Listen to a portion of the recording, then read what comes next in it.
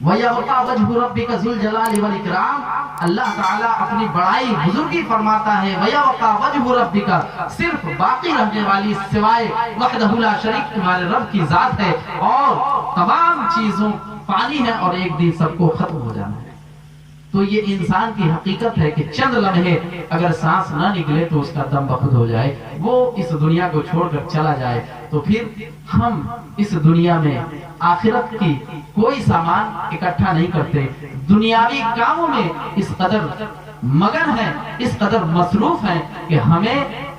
اخروی دنیا کی کوئی فکر ہی نہیں۔ قبر کی اندھیر کوٹری کو ہم اپنی نظروں کے سامنے کبھی رکھنے کی کوشش نہیں کرتے، جہاں کوئی ہمارا کوئی پرسان حال نہیں ہوگا، کوئی ہماری پوچھ گچھ وہاں پہ نہیں ہوگی، جو کچھ بھی ہمارا کام آنے والا ہے ہمارے نامہ اعمال ہوں گے، ہم نے اچھے کیے ہوں گے، نمازوں کو پڑھا ہوگا، وقت پہ ادائیگی کی ہوگی، تو وہی نماز ہمارے ساتھی ہوگی، اور وہی نماز ہمارے قبر میں روشنی کا بھی سما پیدا کرے گی۔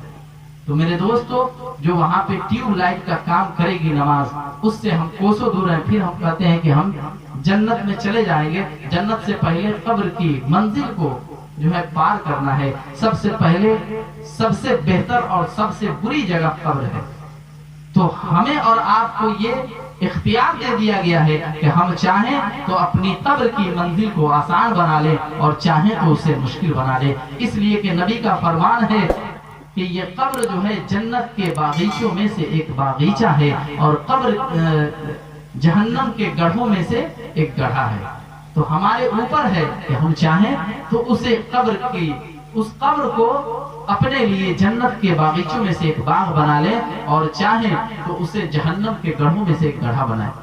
تو میرے دوستو، یہ دنیا فانی ہے، ایک نہ ایک دن سب کو چلے جانا ہے، کوئی کسی کو یہاں پہ رہنا نہیں ہے۔ تو ہمیں آخرت کی بھی فکر کرنا بہت ضروری ہے۔ نوجوان بھائی ہمارے، یہ نہ سمجھو کہ ہم ابھی نوجوان ہیں، ابھی بوڑھے ہوں گے اس کے بعد جائیں گے، اس لیے کہ یہ زندگی کا کیا بھروسہ ہے۔ یہ زندگی چند لمحے کے جو ہے چھوٹا سا بلبلا پانی کا آپ نے دیکھا ہوگا، کیا بھروسہ ہے زندگانی کا۔ آدمی بلبلا ہے پانی کا، جیسے برسات کے موسم میں آپ نے بلبلے کو اٹھتا ہوا دیکھا اور وہ ابھی پھوٹ گیا، ویسے ہی یہ زندگی ہے کہ کب کس کا بلبلا پھوٹ جائے کسی کو معلوم ہے۔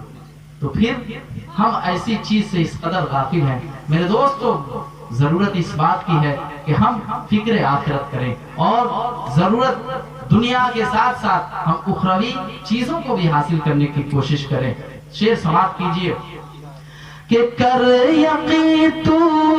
میری بات پر، کیسا ہوگا اندھیرا وہ گھر، ہے نا بھائی، اندھیرا گھر ہوگا نا۔ کر یقین تو میری بات پر، کیسا ہوگا اندھیرا وہ گھر، آ ہی جائیں گے خیر البشر قبر میں روشنی کے لیے، آ ہی جائیں گے خیر البشر قبر میں روشنی کے لیے۔ اس شعر کو پڑھ رہا تھا میں، تو مجھے ایک حدیث پاک آئیے ماشاءاللہ، مجھے بھی معلوم ہے آپ لوگ کافی دیر سے بیٹھے ہوئے ہیں، بہرحال میں اپنی گفتگو کو بہت چند لمحوں میں سمیٹنے کی کوشش کر رہا ہوں۔ ایک بار مچل کے کہیے سبحان اللہ۔ کہ حشر میں ہم کہاں تم کہاں، جب نہ ہوگا کوئی مہربان۔ حشر میں کون کام آئے گا؟ حشر میں ہمارا کام آئے گا تو میرے نبی کی ذات بابرکات ہے۔ آج جو حشر میں کام آئے گا اس سے تو ہم رشتے کو اس قدر قطع تعلق کر لیے ہیں کہ نبی کا نام سن کر ہم کبھی ان کے عشق میں ڈوبتے نہیں، نبی کو جو باتیں اچھی لگتی ہیں اسے ہم اپنانے کی کوشش نہیں کرتے۔ یہ بتائیے کہ اگر ہم نبی سے اس قدر منہ موڑ کے اپنا تعلق توڑ لیں گے تو حشر کے میدان میں ہمیں نبی اگر نہ پہچانے تو پھر ہمارا کیا معاملہ ہوگا؟ حشر کے میدان میں ہم اپنی ماں سے اتنی محبت کرتے ہیں، ماں ہم سے اپنے شفقتوں کے سائے میں رکھتی ہے۔ ماں وہ ماں جو کبھی ہمیں دھوپ میں جانے نہیں دیتی، اپنے آنچل کے چھاؤں میں رکھتی ہے، وہ ماں بھی حشر کے میدان میں ہم سے نظریں چراتی ہوئی نظر آئے گی کہ میرا بیٹا آ رہا ہے، ایسا نہ ہو کہ کہیں ہم سے کچھ نیکیاں طلب کر لے۔ وہ بھائی جو آج دنیا میں ایک دوسرے بھائی کے لیے جان دینے کے لیے تیار ہوتا ہے، لیکن حشر کے میدان میں وہ بھائی بھی بھاگتا ہوا نظر آئے گا کہ آج ایسا نہ ہو کہ میرا بھائی مجھ سے کچھ طلب کر لے، کچھ نیکیاں مانگ لے۔ میرے دوستوں اور بزرگوں، وہ بیوی جو آج شریک حیات، دیکھیے بیوی کو بھی شریک حیات کہتے ہیں۔ کیا کہتے ہیں؟ شریک حیات، یعنی جب تک زندگی ہے تبھی تک وہ ہماری شریک ہے، مر جانے کے بعد ہمارا رشتہ ختم۔ تو یہ دنیا جو آپ بیٹا جس کے محبت میں پوری آخرت کو بھلا بیٹھے ہیں، جس کے اچھائی کے لیے، جس کی زندگی کو سنوارنے کے لیے، جس کے کیریئر کو بنانے کے لیے آپ اپنے اخروی کیریئر کو برباد کر رہے ہیں، اس بیٹے کو بھی اگر کہا جائے کہ تم چلو، تمہارا باپ تم سے بہت بے انتہا محبت کرتا تھا، تم بھی اپنے والد سے بہت پیار کرتے تھے، تمہارے باپ نے تمہارے لیے یہ کام کیے، تمہیں نوکری لگوا دی، تمہارے لیے جو ہے اتنی محنت و مشقت کی، چلو چند لمحے کے لیے اس کے ساتھ قبر میں چلو۔ میرے دوستوں اور بزرگوں، وہ بیٹا بھی کہے گا کہ مرنے کے بعد وہ کہاں، وہاں تو اکیلے ہی جانا ہے، میں نہیں جاؤں گا، ہے کہ نہیں؟ لیکن وہ قبر میں بھی اگر ہمارے کوئی ساتھ آئیں گے تو میرے نبی کی ذات ہے، کہیے مچل کے کہیے سبحان اللہ، سبحان اللہ۔ نبی میرے وہاں بھی ہمارے کام آئیں گے اور حشر کے میدان میں بھی ہمارے کام آئیں گے۔ تو وہی شاعر کہتا ہے کہ حشر میں ہم کہاں تم کہاں، جب نہ ہوگا کوئی مہربان، حشر میں ہم کہاں تم کہاں، جب نہ ہوگا کوئی مہربان، شافع بن کے حضور آئیں گے اپنی ہر امتی کے لیے، شافع بن کے حضور آئیں گے اپنی ہر امتی کے لیے۔ تو شرط اس بات کی ہے کہ ہم حضور کے امتی بنیں، تب نہ ہمارے لیے شفاعت کا سہرا، نبی ہماری شفاعت فرمائیں گے، نہیں تو پہچانیں گے ہی نہیں، تو پھر ہماری شفاعت کیسے ہوگی؟ تو ضرورت اس بات کی ہے کہ ہم کہنے سننے سے زیادہ عمل کرنے کی توفیق دیں۔ چلیے، میں نثر اور نظم دونوں میں بھی آپ کو باتیں سنا چکا، اس لیے کہ وقت زیادہ ہو جاتا ہے تو اچھی بات بھی لوگوں کو بری لگتی ہے۔ اگر آپ سننا چاہیں گے تو 5 منٹ میں اپنے ٹاپک پہ بول لوں، نہیں تو ختم کر دیا جائے۔ کیا کہتے ہیں؟ بول لوں؟ ایک بار درود پاک سنائیے۔ اللہم صلی علی سیدنا شفیعنا مولانا محمد بارک وسلم، صلو علیہ صلاۃ و سلام علیک یا رسول اللہ صلی اللہ تعالی علیہ وسلم۔ میں نے خطبہ مسنونہ کے بعد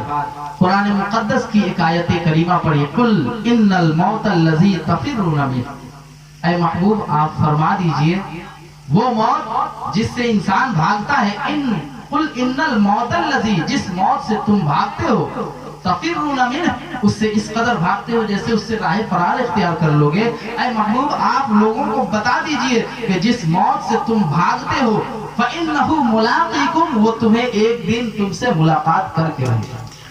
وہ تم سے ایک دن ملاقات کر کے رہے گی، چاہے تم کہیں بھی چلے جاؤ، چاہے تم انڈونیشیا چلے جاؤ، جاپان چلے جاؤ، امریکہ چلے جاؤ، افریقہ چلے جاؤ، افریقہ کے جنگلوں میں گم ہو جاؤ، لیکن جب موت آنا ہوگا تو وہ تمہیں ملاقات کر کے رہے گی۔ قل ان الموت الذی تفرون منہ فإنه ملاقیکم، تم اس سے بھاگتے ہو، وہ تو تم سے ملاقات کرنے والی ہے، تم سے عنقریب ملنے والی ہے۔ اور کیا ہے؟ وَتُرَدُّونَ يَوْمَ الْقِيَامَةِ، اور پھر مرنے کے بعد تمہیں قیامت کی طرف حشر کے میدان میں پلٹایا جائے گا اور تم سے باز و پرس ہوگی، تمہارے اعمال کے تعلق سے رب تعالیٰ باز و پرس فرمائے گا، اور پھر اس کے بعد تمہارے عمل کے اعتبار سے تمہارا فیصلہ کیا جائے گا۔ جو اچھا عمل کرے گا اس کے فیصلے کے اعتبار سے اسے جنت عطا کی جائے گی، اور جو برا عمل کرے گا تو اس کے لیے اللہ تعالیٰ جہنم میں اس کو جگہ عطا کرے گا۔ تو ہمیں کوشش کرنی چاہیے کہ ہم جنتی بنے، جہنمی نہ، ہے نا؟ ہم جنتی بننے کی کوشش کریں، جنتی بنیں گے تب جا کے ہمیں اپنے اللہ کا فضل بھی حاصل ہوگا، رحمت بھی حاصل ہوگی، اور ہم اس دنیا میں بھی کامیاب ہوں گے اور آخرت میں بھی کامیاب ہوں گے۔ یہ مجلس جس کے تعلق سے میں نے ایک حدیث پاک پڑھی ہے، صرف اس کا ترجمہ اذا مات الانسان ينقطع عمله الا من ثلاث، کہ جب کوئی انسان چلا جاتا ہے، مر جاتا ہے، اس دنیا سے رخصت ہو جاتا ہے،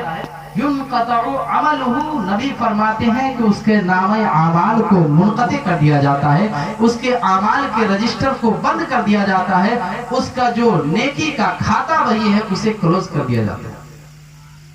اب بتائیے کہ جس کا نیکی کا کھاتا بند کر دیا گیا، اب وہ اپنے لیے تو کچھ کر نہیں سکتا ہے، نہ گناہ کر سکتا ہے اور نہیں ثواب کے کام کر سکتا ہے، تو پھر اسے ثواب پہنچے گا کیسے؟ اس حدیث پاک سے میں ثابت کرنا چاہتا ہوں کہ جو ہم لوگ ایصال ثواب یا مجلس خیر کرتے ہیں، یہ نبی کی سنت اور نبی کے بتائی ہوئی باتوں پہ، کوئی اپنی طرف سے اس میں کوئی شریک نہیں، بلکہ نبی نے حکم دیا ہے ایصال ثواب کرو۔ اذا مات الانسان ينقطع عمله الا من ثلاث، سنو اگر کوئی انسان مر جائے، اگرچہ اس کا نامہ اعمال بند ہو گیا، اس کا رجسٹر کو بند کر دیا گیا، لیکن تین چیزیں ایسی ہیں کہ اگر وہ انسان مر بھی جائے تب بھی وہ چالو رہتا ہے، وہ شروع رہتا ہے۔ وہ تین چیزیں کیا ہیں؟ نبی فرماتے ہیں وہ تین چیزوں میں سے پہلا ہے صدقہ جاریہ، جو کہ میں جس کے بارے میں ایک حدیث کے تعلق سے میں نے بتایا۔ صدقہ جاریہ کوئی بھی ایسا کام جس سے عام لوگوں کو فائدہ پہنچے، آپ اپنے مرحومین کے نام سے اس کو اظہار کر دیں کہ میں یہ اپنے اماں کے نام سے، میں یہ اپنے ابا کے نام سے فلانے مسجد میں تعمیر ہو رہی ہے، اس میں میں یہ اتنا پیسہ رقم دے رہا ہوں، فلانا جگہ مدرسہ بن رہا ہے، میں اس میں کچھ حصہ لے رہا ہوں، کچھ اینٹ دے دیا، کچھ جو ہے کنکریٹ دے دی، یا دیگر قسم کے کسی طرح بھی آپ نے اس میں حصہ لے لیا، تو یہ سب کام ایسے ہیں۔ یا سب سے بہتر کام آج کے ڈیٹ میں یہ ہے کہ آپ کسی غریب اور نادار بچے کی شادی کرا دیں، یا کسی غریب نادار بچے کی کفالت کر لیں، اس طور پر کہ اسے دینی تعلیم سے آراستہ و پیراستہ کر دیں، کسی کو اپنے خرچ پر جو ہے حافظ قرآن بنوا دیں، کسی کے خرچ کو آپ برداشت کرتے اسے عالم دین بنوا دیں، تو یقیناً